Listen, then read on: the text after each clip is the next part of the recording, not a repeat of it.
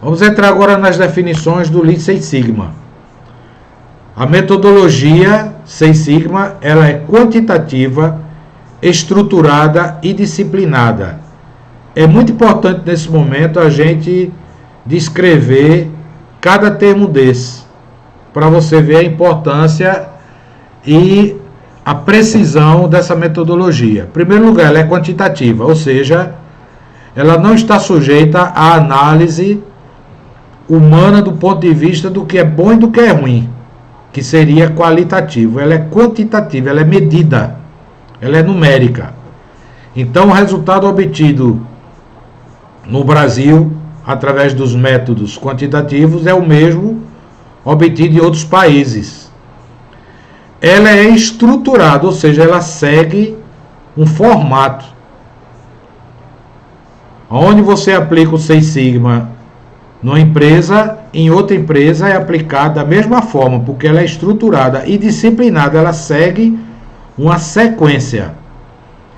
E ela é focada na melhoria de processos já existentes, com pouco ou nenhum investimento.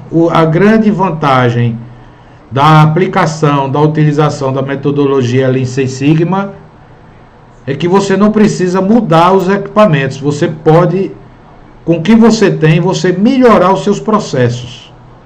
Você pode dar uma melhorada nos processos, reduzindo a variabilidade, treinando as pessoas e já obter resultados significativos. Utiliza-se uma metodologia estruturada, que é chamado método DMAIC, e depois você vai ver que é um anagrama para 5 palavras. Você utiliza o DMAIC e ferramentas estatísticas para atuar em diversas oportunidades nas empresas. Os principais objetivos do Six Sigma estão ligados à gestão do negócio, ou seja, projetos de redução de custos, otimização de processos, incremento da satisfação dos clientes. A redução de custos, a otimização de produtos e processos e o incremento da satisfação do cliente resulta diretamente na lucratividade do negócio. O Six Sigma é uma metodologia que depende de métricas, indicadores e dados confiáveis. Para verificar a qualidade de um processo em termos estatísticos, a metodologia Six Sigma avalia se os itens produzidos estão dentro da especificação do cliente. Como eu já dei o exemplo antes de uma garrafa de refrigerante de 2 litros. A especificação padrão são 2 litros. O que varia para mais ou para menos é o que a gente chama de variabilidade do processo. Imagine uma empresa onde as máquinas estejam muito desreguladas. Você vai ter uma grande variabilidade desse volume de 2 litros. Tanto vai ter garrafas abaixo de 2 litros como garrafas acima de 2 litros. Quando o volume é acima, representa um prejuízo para a empresa, porque ela vai ter um aumento de custo. E quando o volume está abaixo, a empresa pode até passar por sanções por órgãos fiscalizadores e receber multa.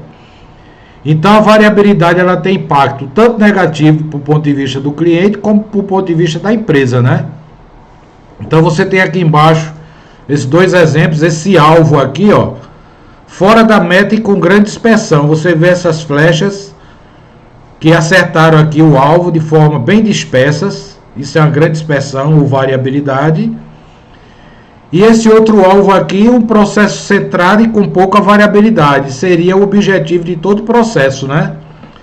Trabalhar desta forma aqui, porque você estaria reduzindo o máximo possível de insatisfação por parte do cliente. Nós temos aqui uma figura que representa essa curva aqui, chamada Gauss, ou uma curva de sino, né?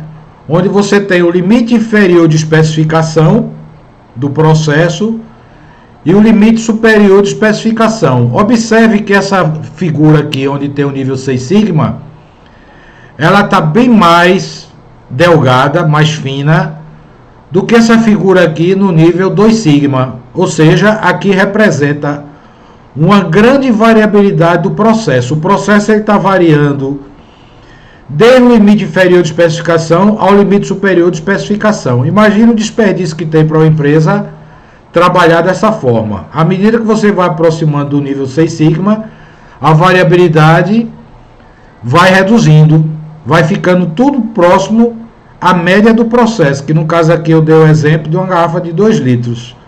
Mas a gente vai explorar esse tópico aqui em mais profundidade.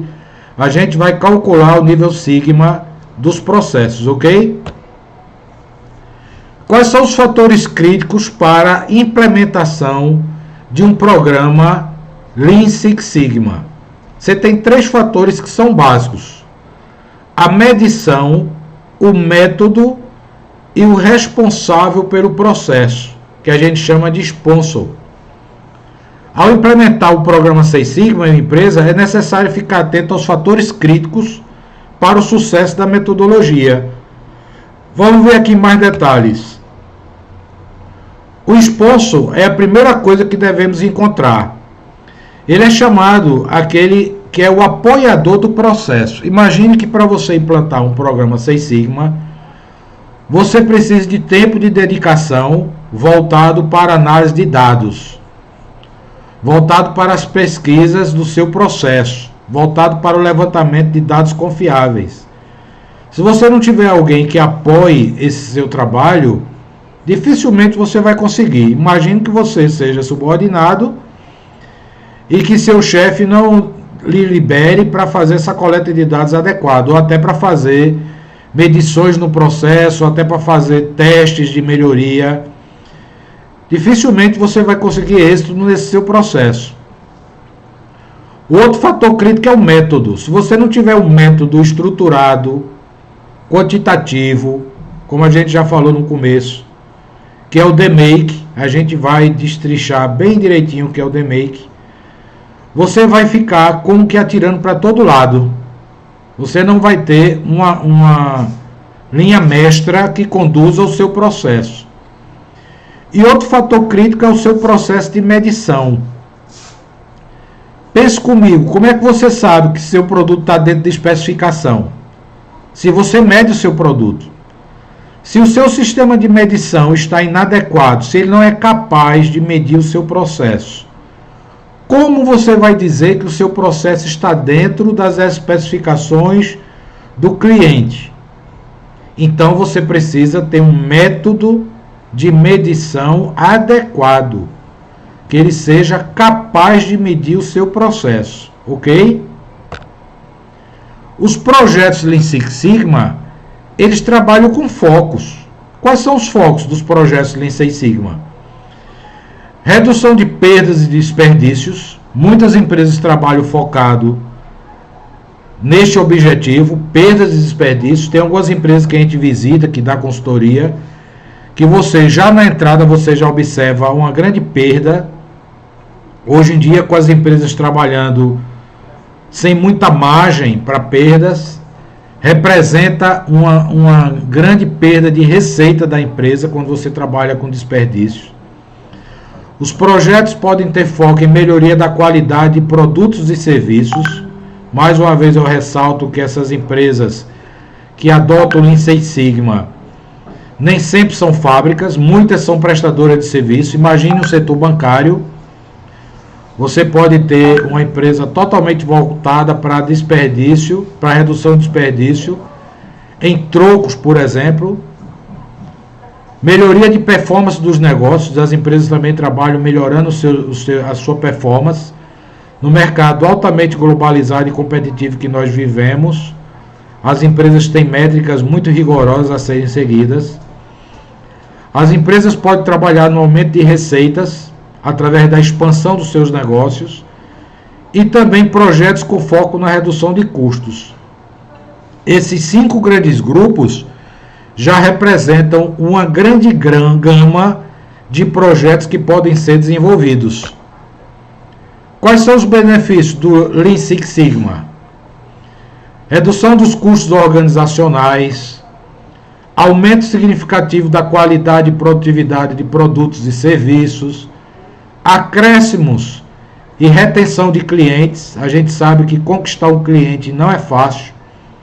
Reter o cliente às vezes é um trabalho muito complicado, que exige uma dedicação constante para você não perder o cliente, já que a concorrência é muito acentuada. Eliminação de atividades que não agregam valor. O cliente ele só está disposto a pagar por aquilo que agrega valor. Maior envolvimento das equipes de trabalho. Mudança cultural benéfica.